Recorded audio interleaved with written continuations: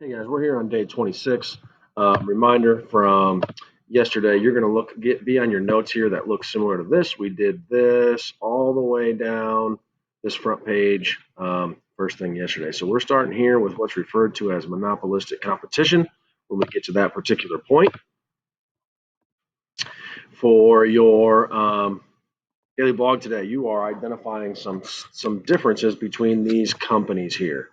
Okay, so again, kind of some of them might be a little bit hard to tell the difference from. Some of them you might be a little bit more in tune to, but take a second, tell me some differences. All right, hopefully you took a second. The reason I wanted you to do that is if you remember yesterday, we talked about identical products, right?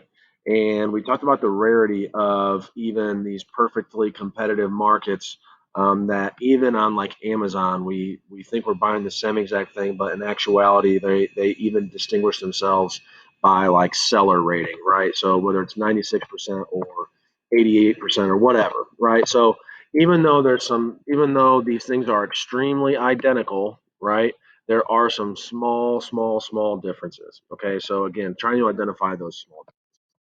Okay, so with these small differences, again, um, we're moving on to what is referred to as monopolistic competition. And again, filling out your chart there, right? We're filling out these characteristics of how companies compete. And this is probably the market structure we are most familiar with. Okay, so you're in here because this is um, extremely common. Okay, so go ahead and fill these out. We've got as I go along. If I go too fast, pause it, and you can kind of listen to what I say then. But we have several producers. Okay, look at our example here first. We've got fast food, right? So fast food is probably the best example. We've got dozens of options in our particular area, and so keeping that in mind, we know there's a lot. We know that the products are similar. Now, getting lunch is getting lunch, right? And so that's a similar product. However, they're unique. Okay, I can get pizza, I can get sub sandwiches, I can get cheeseburgers, I can get Mexican food, I can get whatever I want to do. Right, I have a whole lot of options, and all the prices are pretty competitive. Okay, I skipped ahead there. So, meaning that they have very little control over prices. So, if McDonald's were to raise their price by, $2, right, then people probably would go somewhere else. I have other options. If they raise their price by 10 cents, they've got a little bit of control. They might raise their price by just a little bit. Okay. And since we have so many producers, we know that it's easy to compete for new businesses. So, for example, we have some national chains around here. So, whether it's McDonald's or Burger King or Taco Bell or Arby's, all those places. We also have some smaller locally owned businesses. We've got Volcanoes. We've got, which maybe isn't quite fast food, but there's a lunch menu there. Even Martin's competes for, a lunch crowd. Ricky's competes for a lunch crowd. There's other Mexican places around the area that do the same thing that are extremely competitive. And I would say in a lot of cases, a lot of us would probably prefer those places more so than a typical fast food restaurant. So those characteristics, again, should be not necessarily obvious, but understand that we have similar products, but they are unique. Okay. And fast food is a good example to remember. Now, the thing for businesses are when we talk about making a profit, okay, if we're trying to talk about costs versus revenue, it's difficult to um, increase our revenue because we can't raise our prices. Okay, so we've got to come up with maybe some gimmicks, okay, to try to get more people into our stores. And so maybe that's offering a special sandwich like McDonald's does the McRib once or twice a year, whatever the case might be, right? Or, other businesses have like happy hour. You go to Arby's and you can get the dollar sliders. So sometimes they have these gimmicks to try to convince you to come there rather than someone else. All right. These businesses are probably more so focused on the cost side of things. Okay. And trying to reduce those costs. McDonald's putting in the automated ordering system, right? Um, whatever else might make service faster in these particular places. And obviously, too, we have products that are unique. Mozzarella sticks at Arby's, right? I would say that every place has some type of specialty that they would count on people to say, "Oh, I know McDonald's for the Big Mac," or "I know Burger King for the Whopper." Those types of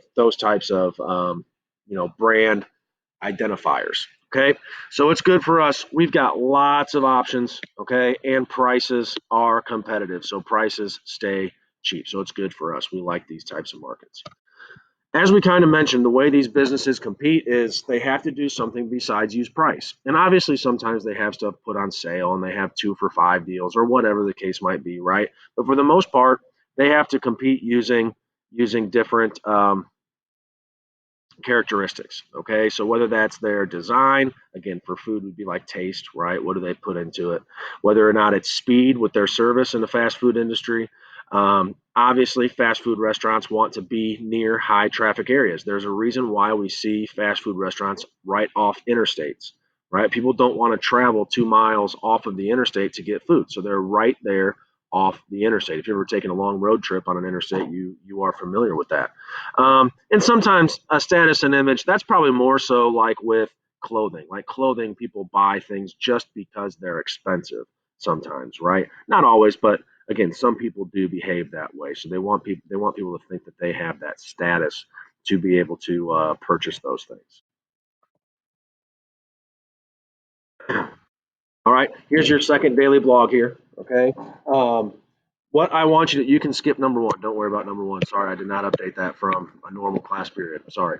But part two here, down here, is I want you to kind of think about these terms. Okay, do it real quick. Okay. So, anyway, hopefully you know that a monopoly is one producer of something, right? That's kind of a word. There's obviously a board game about it. That means there's one producer. You're trying to be the one producer of land in that particular game. A monarchy, okay, if you've taken some government, you know that a monarchy means there's one ruler, okay, single. Mono, okay, a root word there for you, it means single. Oligarchy is a rule of the few. Okay, so the root word here is oli, O-L-I, right, which means a few. So oligarchy means rule of the few, single ruler, rule of the few, single producer, a few producers. Okay, is how we're going to try to remember this. So we're going from most competitive, meaning the most producers in perfect competition. We've eliminated some producers in monopolistic competition. Okay, now we're to just a few producers in what is referred to as an oligopoly. And here are your characteristics, okay? And as you can see, we have fewer producers. I put a star in there, and you're going to want to see the concentration ratio on your notes. There's a little arrow down below your chart where you're going to fill this in, okay? So when you get a chance, do that. Now, again, sometimes it's better to kind of understand what industry we're talking about or what industries fall into this category to understand some things. And so the best ones are the automobile industry and probably the cell phone industry. Okay. And so, you know, the cell phone industry is kind of crazy because everybody has one now, right? I'll bet you there's 150 million people in the United States with cell phones. I mean, there's elementary students that have cell phones now, right? And so you would think like something that popular would tend to create a whole lot of competition within the market. Obviously with cell phones we only have a couple options: Apple, Android, maybe Google. Like Google had the Google Pixel or whatever it was called, right?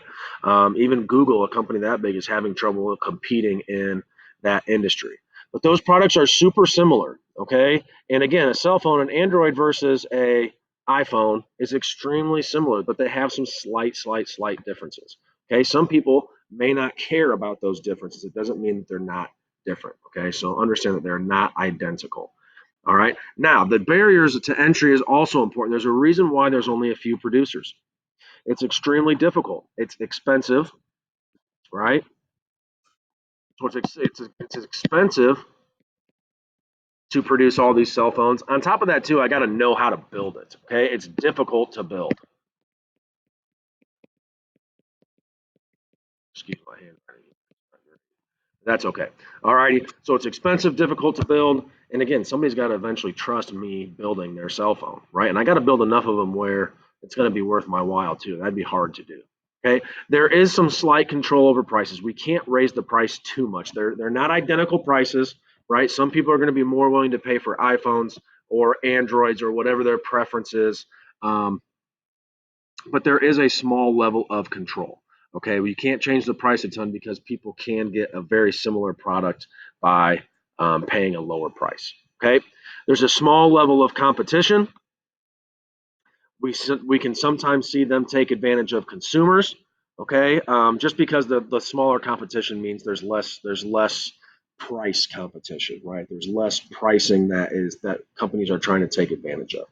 Alrighty, and so for us, we've got a small amount of choices, and sometimes these companies kind of potentially could work together. Okay, pause it if you don't have all that done. We're going to move forward here.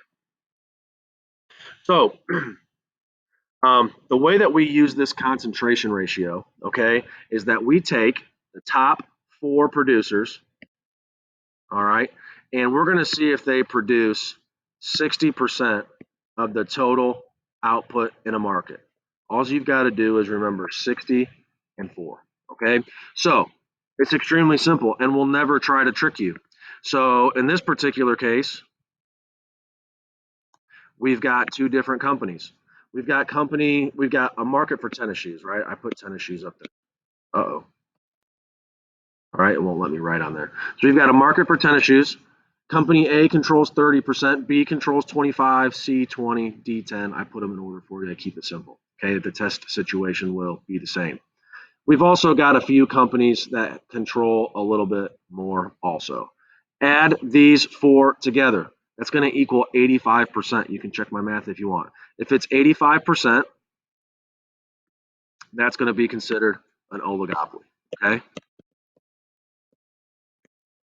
Now, if it's less, I'm sorry, if it's more than 60 or more, it's oligopoly. 85 is obviously 60 or more. If it's less than 60, so we go down here, we look at, okay, A, 15, 15, 15, 15. I circle them to identify them.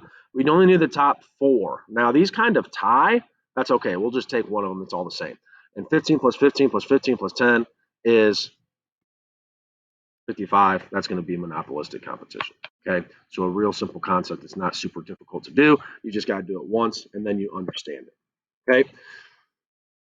Challenges with these, okay, as you're filling out your notes here, we're kind of scooting down, okay? Some challenges within these industries. Make sure you skipped across that externalities. I'm sorry, you can rewind and fill in where you need to fill in if you need to. Um, some of these challenges with these industries is if I'm only competing with one person, I might have an incentive or a reason to say, hey, listen, let's stop competing. This can be like really easy. Let's just say like we're gonna both make our prices the same. So if you can envision like a gas station or two gas stations in a small town, right? Something people need, um, and they say, hey, listen, let's stop lowering the price and trying to underprice each other. Let's just both set our price really high. People got to buy our stuff anyway. Okay, the fancy term for that would be collusion, and that's no good. Okay, we don't want companies to collude against us because obviously it raises prices, and at the same time, it probably doesn't make them want to create a better product either.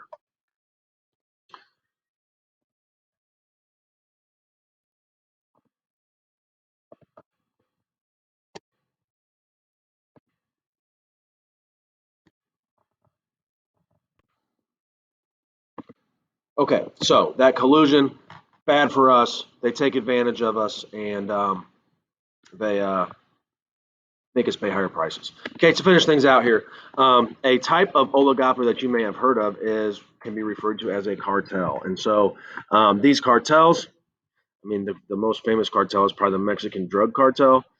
There's also a cartel in the Middle East in terms of oil production. And so what that means is they can control the supply so much so that the global price changes. Okay, and so anyway, you might have heard that term before. That's a fancy way of talking about an oligopoly market, okay, or a market that is an oligopoly. And one of the ways that producers can get together and take advantage of situations. Okay, so if you are watching this video first, there's going to be another video for the day. If you've already seen it, great. If not, make sure you watch it. There's going to give you some directions on the assignment that has been introduced today. and hopefully it gives you some clarity on what you're supposed to do. Okay, we will talk to you guys again the next day.